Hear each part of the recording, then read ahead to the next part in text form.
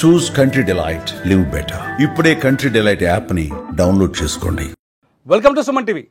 దేశంలో తెలంగాణ బతుకమ్మ పండుగతో పాటు జీఎస్టీ పండుగ కూడా మొదలైంది.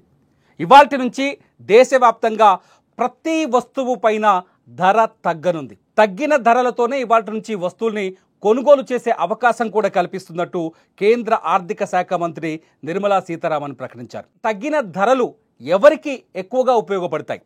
ముఖ్యంగా మిడిల్ క్లాస్ వాళ్ళకి ఎక్కువగా ఉపయోగపడతాయా, లేకపోతే ధనవంతులకు ఎక్కువగా ఉపయోగపడతాయా?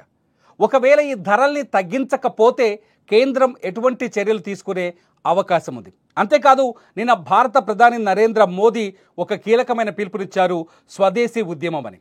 ఇక నుంచి మన దేశంలో తయారైన వస్తువులనే మనం కొనుగోలు చేస్తే మన ఆర్థిక పురోగతి బలపడుతుందన్నది ప్రధానమంత్రి ముఖ్యమైన సూచన.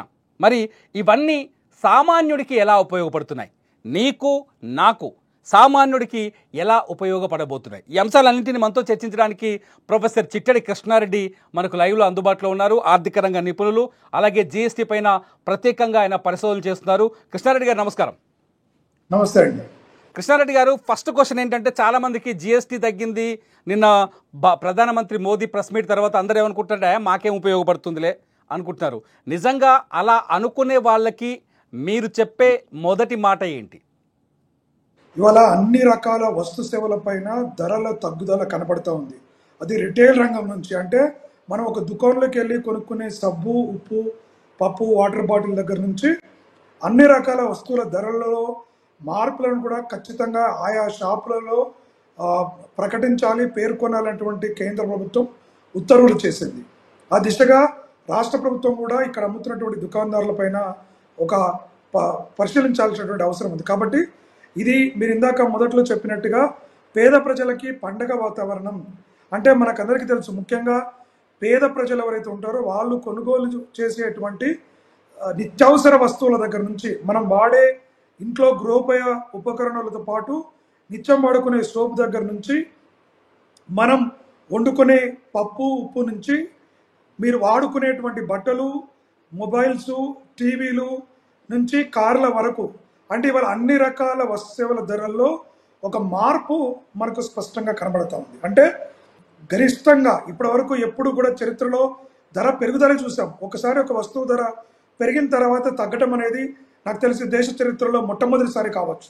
ఏ పన్నైనా కూడా పెంచిన తర్వాత అట్లా పెరుగుతూనే పోతుంది, కానీ తగ్గించడం అనేటువంటిది నరేంద్ర మోడీ గారి దార్శనికతతో తీసుకొచ్చినటువంటి సంస్కరణలతో ఇవాళ ప్రజల ముందుకు తీసుకొచ్చారు.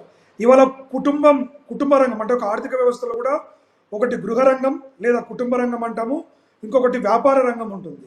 ఈ వ్యాపార రంగానికి కూడా ఎప్పుడైతే సామాన్య ప్రజలు వస్తు సేవలని కొనుగోలు చేస్తారో, వస్తు సేవలకు డిమాండ్ పెరగడం, ఎప్పుడైతే వాళ్ళ కొనుగోలు శక్తి పెరుగుతుందో అప్పుడు ఏం జరుగుతుంది? సాధారణంగా వస్తు సేవల డిమాండ్ పెరగడంతో సంస్థలు కూడా ఎక్కువగా ఉత్పత్తి చేయడానికి ఆస్కారం ఉంటుంది, ఎక్కువగా అమ్మకాలు జరపడానికి ఉంటుంది, వారి లాభాలు కూడా గరిష్టం అవడానికి. అంటే గతంలో కొనుగోలు చేయనటువంటి కొత్త కొనుగోదారులు ఇంతకుముందు కొనుగోలు చేస్తున్నటువంటి వారు కొంత ఎక్కువ పరిణామంలో కొనుగోలు చేయడానికి అవకాశం మనకు జిఎస్టీ రూపంలో కలిగింది. ఏది కాదన్నా చాలా వస్తువులు తగ్గుతాయి అంటున్నారు వరుస పెట్టి. మీరు చెప్పిన ప్రకారమే ఉప్పులు పప్పులు తగ్గుతాయి, కార్ల ధరలు తగ్గుతాయి, సైకిళ్ళ ధరలు తగ్గుతాయి, అట్లాగే టీవీల ధరలు తగ్గుతాయి, ఇంట్లో వంట గిన్నెలు, వంట పాత్రలు, వంటకు ఉపయోగించే మెషినరీ ధర తగ్గుతుంది. ఇవన్నింటినీ ఇప్పుడున్న పరిస్థితుల్లో మన దగ్గర అమ్మకందారులు అమలు చేయగలరా? చేయకపోతే వాళ్ళపైన చర్యలు ఉంటాయా? చర్యలు అంటే నేరుగా లేకపోయినా కేంద్ర ప్రభుత్వం నిధులు గైడ్ లైన్స్ అనేటువంటిది చాలా క్లియర్గా ఇవ్వడం జరిగింది. ఖచ్చితంగా అవసరమైనప్పుడు, ఎందుకంటే గతంలో జిఎస్టీ మొదట ప్రకటించినప్పుడు కూడా ప్రభుత్వం విజ్ఞప్తి చేసినప్పటికి కూడా పెద్దగా పట్టించుకోకపోవడంతో దాన్ని ఒక నిబంధనల రూపంలో, ఇవాళ ఒక మార్గదర్శనాల రూపంలో కేంద్ర ప్రభుత్వం అన్ని సంస్థలకి తీసుకొచ్చింది. కాబట్టి పెద్ద ఎత్తున అన్ని వ్యాపార సంస్థలు కూడా తగ్గిన ధరలను ప్రకటిస్తూ ప్రజల ముందుకు తీసుకొస్తున్న పరిస్థితి మన కళ్ళ ముందు కనబడుతుంది. కాబట్టి ఖచ్చితంగా ప్రభుత్వం అలాంటి చర్యలు ఎవరైతే జిఎస్టీ రూపంలో తగ్గిన అంశాలని దారిలోకి తీసుకోరో వారిపైన ఖచ్చితంగా చర్యలు తీసుకోవడానికి ఆస్కారం ఉంటుంది. అందుకోసమే ఇక్కడ రాష్ట్ర ప్రభుత్వాలు కూడా ఇలాంటి వ్యాపారస్తులపైన కన్నువేసి కేంద్ర ప్రభుత్వానికి సమాచారాన్ని, సహకారాన్ని అందించినట్లయితే ప్రతి పేదవాడింట ఈ దసరా దీపావళి పండుగతో వస్తువుల ధరల్లో ముఖ్యంగా పండగ ఆఫర్ల రేట్లు ఒకవైపు మనం చూస్తున్నాం. ఇవాళ మొబైల్స్ కావచ్చు, మిగతావి కావచ్చు, అన్ని రకాల పండుగ సమయాల్లో ధరలు తగ్గిస్తూ ఉంటాయి. ఇవాళ వాటికి తోడు ఆఫర్లు తోడవడంతో ఒక్కసారిగా ఎంతో కాలంగా కొనాలని ఆశపడుతున్న పేద మధ్యతరగతి ప్రజలకు ఇదొక నిజంగా ఒక సరికొత్త పండగ వాతావరణాన్ని తీసుకొచ్చింది. ఇదంతా కూడా దేశ ఆర్థిక వ్యవస్థను బలోపేతం చేసే చర్యలు. ఎందుకంటే ప్రభుత్వానికి ఆదాయం పెరిగింది జిఎస్టీ రూపంలో. ఎవరైతే గతంలో పన్ను చెల్లింపుదారులందరూ కూడా ఇవాళ పన్ను వ్యవస్థలోకి రావటం, వాళ్ళంటి వారందరూ కూడా ఎప్పుడైతే ఈ జిఎస్టీ రూపంలో నిధులు కేంద్రానికి పెరిగాయో ఆ ప్రయోజనం పేద ప్రజలకు అందించాలి అనేటువంటి దృఢ సంకల్పంతో ఇవాళ జిఎస్టీని ముందుకు తీసుకొచ్చింది. ఖచ్చితంగా నిత్యావసర వస్తువులు, మనకు లగ్జరీ వస్తువుల దగ్గర నుంచి కూడా, గతంలో లగ్జరీ కార్స్ పైన కూడా, అంటే ఇది కేవలం ఒక వర్గాన్ని సంతృప్తి పరిచేది కాదు. ఎందుకంటే ఇవాళ ఎలక్షన్స్ లేవు, దేశంలో ఏదో 1-2 రాష్ట్రాల్లో ఉన్నప్పటికీ కూడా ఇంత పెద్ద ఎత్తున బడ్జెట్ సమయాల్లోనూ లేదా ఒక కీలకమైన ఎలక్షన్ సమయాల్లో ఇచ్చే ప్రకటననే నేరుగా ప్రజలకు లబ్ధి చేకూరాలనే ఒక ధైర్యమైనటువంటి నిర్ణయాన్ని చేసి ప్రజల ముందు తీసుకొచ్చింది.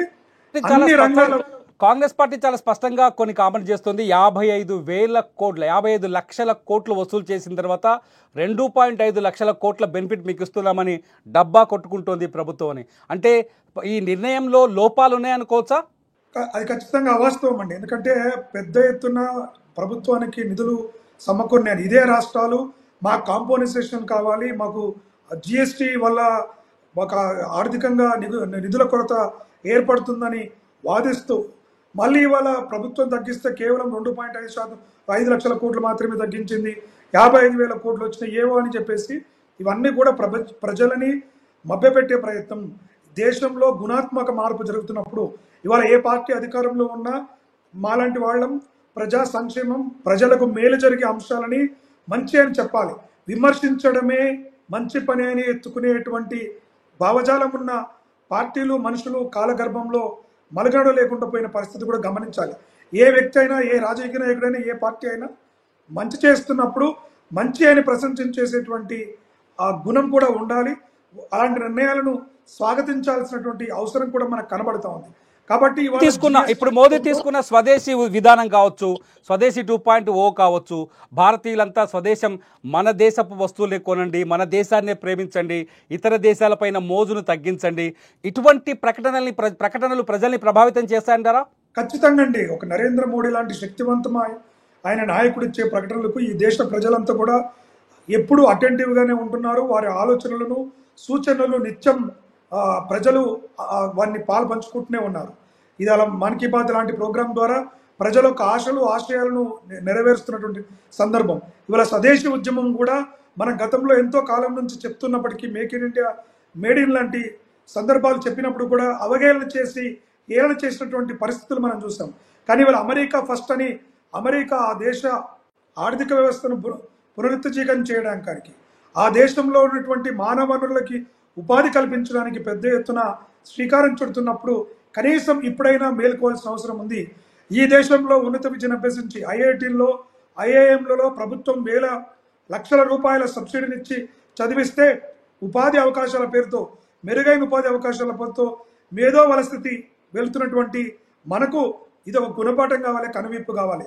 భారతదేశంలో ఉన్నటువంటి తల్లిదండ్రులు కూడా దూరపు కొండలు నునుపని, లేదా ఒక దేశంలో మన వ్యక్తిగత ప్రయోజనం కోసం దేశం ప్రయోజనాలను తాకట్టు పెట్టకుండా ఈ దేశాన్ని ఏ విధంగా మనం పునర్నిర్మాణం చేసుకోవాలి, ఈ దేశంలో గుణాత్మకంగా మార్పులు చేసుకోవడానికి కేంద్ర ప్రభుత్వం నడుంబిగిస్తున్నటువంటి సమయంలో మనందరం కూడా పాలు పంచుకోవాల్సిన అవసరం ఉంది. మన పిల్లల్ని మనము ఈ దేశంలో ఉండి ఈ దేశ ఆర్థిక వ్యవస్థకు ప్రత్యక్షంగానో పరోక్షంగానో మన పనియే దేశానికి లాభం చేకూర్చడం అంటే ఏంటి, ఎవరి పని వారు వారి వారి స్థాయిలో వారి శక్తి కొలది పని చేయగలిగినప్పుడు, ఉపాధి వెతుక్కొని పని చేసుకోగలిగినప్పుడు అప్పుడు మాత్రమే దేశము ఆర్థికంగా సమృద్ధి చెందుతుంది. కేవలం ప్రభుత్వాలంటే ప్రజలకి ఉచితాలు ఇచ్చి ఎరవేసి చేయాలనుకునేటువంటి ధోరణిని ఖండించాల్సిన సమయం వచ్చింది. కేంద్ర ప్రభుత్వం ప్రజలకి చేపలు పట్టివ్వడం కాదు, చేపలు పట్టే పనిని ఏ విధంగా ప్రజలు కష్టపడాలి, ఏ విధంగా మనం ఆలోచిస్తే ముందుకెళ్తామనేటువంటి కర్తవ్య బోధ నిరంతరం ప్రజలను చేస్తున్నటువంటి విధానాన్ని మనందరం కూడా గ్రహించాలి. ఈ దేశ ఆర్థిక నిర్మాణంలో ప్రతి పౌరుడు గ్రామీణ ప్రాంతం నుంచి పట్టణ ప్రాంతంలో ఉన్నాడు. చదువుకున్న వారు, చదువుకోని వారు, వారి శక్తికి కొలది మనము ఉత్పాదక రంగంలో నిమగ్నులైనప్పుడు మాత్రమే ఇంత అవేర్నెస్ ఇంత వేగంగా వస్తుంది అనుకుంటారా కృష్ణారెడ్డి గారు? మీరు ఆలోచిస్తున్నారా? ఇంత వేగంగా ఇప్పుడు మోదీ పిలిపించినంత మాత్రాన ధరలు తగ్గాయి కాబట్టి ఎంజాయ్ చేస్తాము, అంతేగాని మేము స్వదేశీ వస్తువులు కొనాలని ఎవరు చెప్పారు, మేము ఇంపోర్ట్ చేసుకునే వస్తువులు కొనుగోలు చేస్తాము అనుకునే వాళ్ళకి కలిగే ఏం చెప్తారు మీరు? ఒకటి మాత్రం అవగాహన తీసుకురావాల్సిన అవసరం ఉంది. చాలా మందికి స్వదేశీ వస్తువులు కొనాలనే కోరిక ఉన్నప్పటికీ కూడా అవి ఎక్కడుంటాయి, ఎలా ఉంటాయి, వాటిని ఏ రకాల వస్తువులు అనేటువంటిది కూడా ఒక చిన్న సందేహం కొంతమంది ప్రజల్లో కలుగుతుంది. ఇవాళ స్వదేశీ జాగరణ మంచ్ లాంటి సంస్థలకు కూడా వీటిపైన పూర్తి స్థాయిలో పోరాటం చేస్తూ భారతదేశ ఉత్పత్తులపైన ఒక అవగాహన పత్రాలని, కరపత్రాలను కూడా తీసుకొస్తున్నటువంటి పరిస్థితి.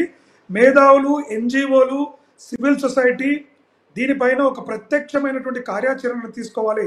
మనం ఏ విధంగానైతే అన్యాయం జరిగినప్పుడు గొంతెత్తి నడుం బిగించి వీధుల్లో పోరాటానికి సిద్ధపడతామో, ఇవాళ స్వదేశీ ఉత్పత్తులపైన, స్వదేశీ వస్తువులపైన మనం అవగాహన ఖచ్చితంగా రావాలి, వస్తుందనే అటువంటి ఆశ ఉంది. ఎందుకంటే డిజిటల్ సేవలను పొందడంలో కూడా కోవిడ్ లాంటి సంక్షోభ సమయం నుంచి ఆ తర్వాత కూడా ప్రజలు నిరంతరం ఇవాళ మనకు ఆన్లైన్లో యూపీఐ పేమెంట్స్ చూసుకున్నప్పుడు ప్రజలు ఈరోజు నిరక్షరాస్యులు సైతం చిన్న పల్లెటూరులో సైతం కనీసం రోడ్లపైన భిక్షాటన చేసేటువంటి వారు సైతం ఇవాళ డిజిటల్ పేమెంట్స్ని వాడుతున్న క్రమం చూస్తున్నాం.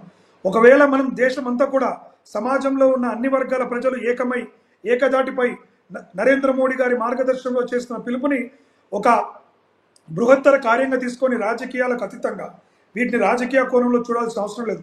ఒక దేశం ఆర్థికంగా తగ్గించిన జిఎస్టీ కావచ్చు, తగ్గించిన పన్ను వస్తు సేవల సర్వీస్ ట్యాక్స్ కావచ్చు, ఇవన్నీ కేవలం ధనవంతులకు మాత్రమే అనుకూలంగా మారుతాయి, ఇవి ధనవంతులకు మాత్రమే ఉపయోగపడతాయి, ఇండస్ట్రియలిస్టులకు మాత్రమే అంటే ఏం చెప్తారు?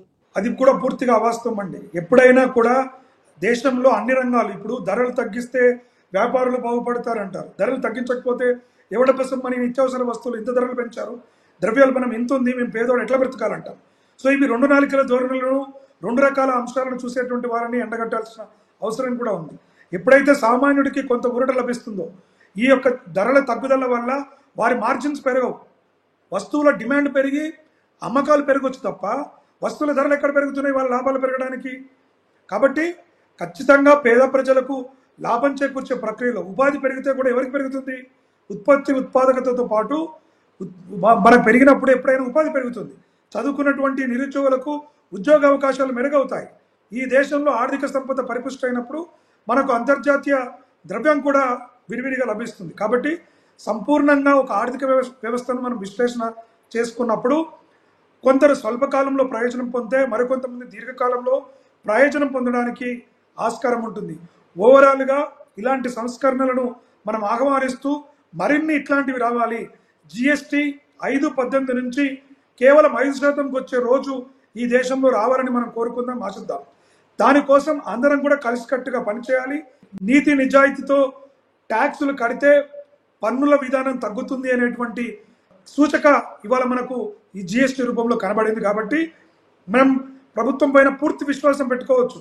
గతంలో ఎక్కడ కూడా ట్యాక్సులు తగ్గించిన చరిత్ర లేదు. కాబట్టి ఖచ్చితంగా ఇది పేద మధ్యతరగతి ప్రజలతో పాటు ధనవంతులకు కూడా ఉపయోగం ఉండొచ్చు, ఇండస్ట్రియల్ వర్గాలకు కూడా కొంత మేలు జరగవచ్చు. కానీ వారికి మేలు జరగొద్దు, కేవలం ఒక రంగానికి ఒక వ్యక్తులకే జరగాలనడం ఒక ఆర్థిక వ్యవస్థలో సాధ్యమయ్యే పని కాదు. కాబట్టి ఇవాళ మారుతున్న వస్తు సేవల ధరల విషయంలో మరొకసారి కూడా మనం గమనించాల్సిన అవసరం, ఒక్కసారిగా ధరలు ఉచితంగా వస్తు సేవలు ఇవ్వట్లేదు, కొంత ధరలు తగ్గుదల వచ్చింది. దాని ద్వారా కొనుగోలు చేయాలనుకునేవారు, కావాలనుకునే వారికి మరింత ప్రోత్సాహం లభిస్తుంది. కారు కొనుక్కోవాలనుకున్న వాళ్ళు గతంలో ఇప్పుడు దాదాపుగా 2 లక్షలు డిస్కౌంట్, పాత కార్లు కొనుక్కునే వాళ్ళు కొత్త కార్లు కొనడానికి పండుగ ఆఫర్లతో పాటు జిఎస్టీ ఆఫర్లతో రకరకాల మధ్యతరగతి ప్రజలు కూడా వినియోగానికి ఆసక్తి చూపిస్తున్న పరిస్థితి మనకు కనబడుతుంది. కాబట్టి ఇవాళ కేవలం ధనవంతులకు ఇవాళ కార్లు కొంటే కార్ల కంపెనీల యజమానులు బాగుపడతారు, కానీ మధ్యతరగతి ప్రజలకి ఏం ప్రయోజనం అనేటువంటి వాదించే వింతవాదులకి వారి వాదనలను పట్టించుకోవాల్సినటువంటి అవసరం లేదు. కేవలం ఇది ప్రజలకు ఆర్థికంగా బలోపేతం చేసేది. వస్తు సేవలు కొంటే వీళ్ళ కడుపు నిండదు, షాపోనికి అమ్ముకుంటే వానికే లాభం వస్తుంది అనేటువంటి వాదనలు అవి ఏ రకంగా మంచిగా అనిపిస్తుంది, లేకుంటే ఏ రకమైన లాజిక్ ఉందో ప్రజలందరూ కూడా మనం విచక్షణతో ఆలోచన చేయాలి. అలాంటి వాదనలు చేసి ప్రజల కోసం పనిచేస్తున్న ప్రభుత్వాలకి మనం మద్దతు దూరం కూడా చేయకుండా చూసుకోవాల్సిన అవసరం కూడా ప్రజలపైనే ఉంటుంది. Right. Thank you very much Krishna Reddy గారు, మీ విలువైన సమయాన్ని మాకు కేటాయించినందుకు థ్యాంక్ యూ వెరీ మచ్.